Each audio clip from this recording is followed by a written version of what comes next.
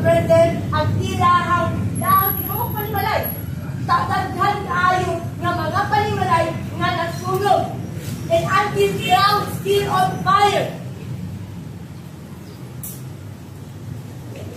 That's just up to the shadow of what is to come. Shadow pa lang na. But God will destroy the earth. Are you ready to be destroyed? Ayaw paabutan na. That's why God is giving us hope. The Lord, Titus 2:13, our blessed hope is the glorious appearance of our Lord Jesus Christ. Jesus Christ is coming back soon. Whether you believe or not, He will come back. He will return. So you make sure that you have your faith in Christ Jesus. Matawid ko ninyo karon, but I'm telling you, the word of God is not a joke. The prophecy of God, what is in the Bible, is real.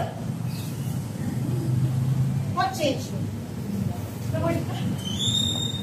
You did. Hago-hago ko din yun, para sa inyo ah. But the reason that I am here is Jesus loves you. May kumag lang din mo. Sige, suhanin niyo ang dito. After this, you parents, you are responsible of the salvation of your family. Lead them to Christ. Malibag mo sa Ginoo. Kung mismo ikaw, wala kay hadong sa imong Ginoo, ayaw pag-expect mo anak mahadong sa Ginoo. You're not teaching them to pray. You're not teaching them about the Bible. The children are the gift of God. Ipiyalan ka ni anak. And then, ang imuha na ginatinguha, nagatrabaho ka, ang pagkaunan sila, ang sila mapa-eskwela. Is it life is all about physical body? No! Na ay spiritual nga kinabuhi. The moment this body will die, the spirit will separate, will return to asa lagikali. Comes from the Lord. The Lord will question you. Do not allow your children, your family, will never know your Creator. Kamu na mga ginikanan, kamu right ka. You want mga matay sila, that they will not accept Jesus Christ before they die? Remember this. The prayers of those people na buhi pa kayo, di ba? Ipaangko, babayad pa para magpaangko kayo maluwas. Do you think maluwas sila pinaagi sa mga paggampo? If prayer of other people to those people na nangamatay can save them from hell, what is the essence of the crucifixion of Jesus? Walay kapusdanan ang kamatayon o ang pagkabanon ni Yesu Cristo nga pwede ba mandi ay maluwas ang usa ka tao pinaagi sa pagtangko. Salvation is personal. You must accept Jesus Christ as your personal Lord and Savior. Di mong anak maluwas if they believe and accept Jesus Christ as your Lord. That's why show it to your children whom you worship. Teach them how to worship. That is your job as a parent.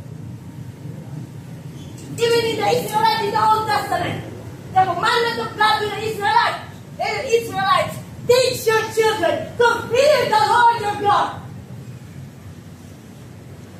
So I encourage you with love and care. Kahit ako para gini. But wala ko nang subuhan.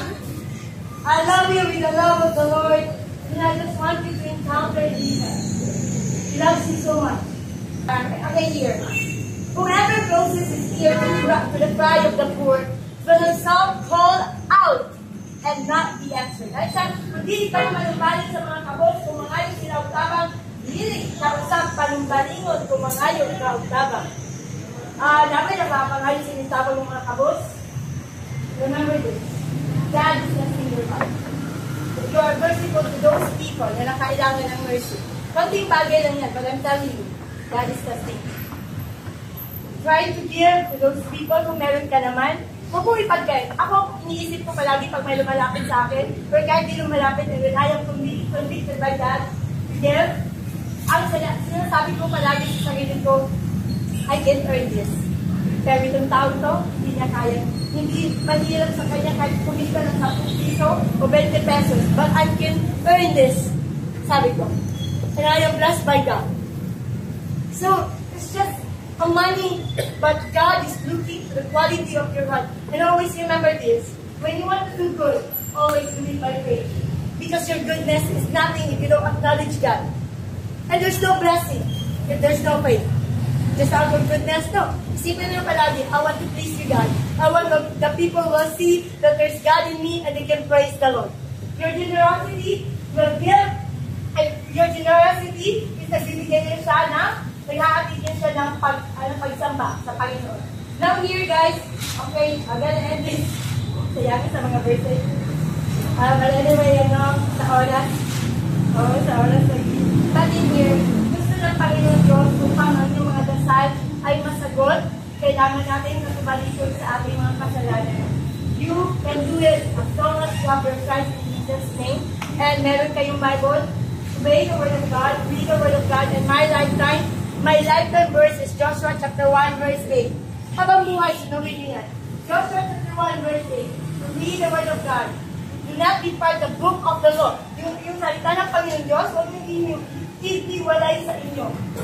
Kung upang kayo ay maging successful and prosperous. Because the Word of God will guide you, will lead you, will direct you. And the Holy Spirit will comfort you when you are broken, when you are down. The moment na bubuksan niyo po ang inyong Biblia, the Lord will speak to you. Parang bibig. The moment that you open your Bible, parang siyang bibig. Okay? So I will go for the last verse na lang dito. Sa Jeremiah. So sa Jeremiah chapter 29, verse 12. Okay. If you return to that, okay. Kung say, kung sampit ka mo, kung mag-ampok ka na ako, kung pamatiyo ko ka mo. When you will do what is right before God. When you call God, God will answer you. Kahit hindi ka pa nga humihiling, hindi ka pa nag-aas, God already answered you.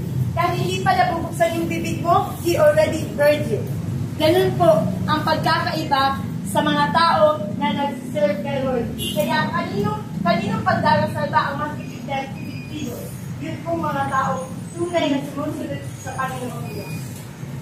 Mahal po kayo ng Panginoon Diyos. Wala po akong ibang reaksyon na nandito ako, kundi na nagtulong na matulungan kayo na magkaroon kayo ng tunay na relasyon sa Panginoon. And that relationship to God will only be established pag once you will start to pray every day and everything na ginagawa niyo sa buhay niyo, acknowledge God, talk to God, make God as your best friend. God is listening.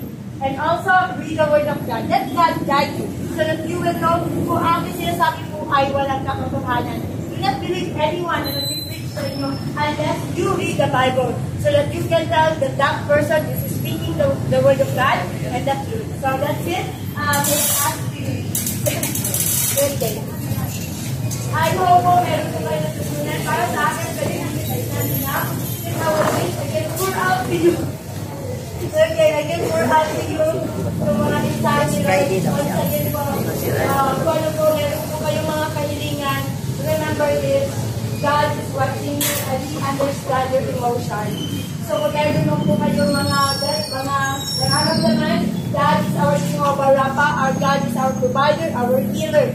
So, at this very moment, let us pray, and if you believe that God is speaking to you, maaari po ba, just forget about the person that is next to you and let us pray.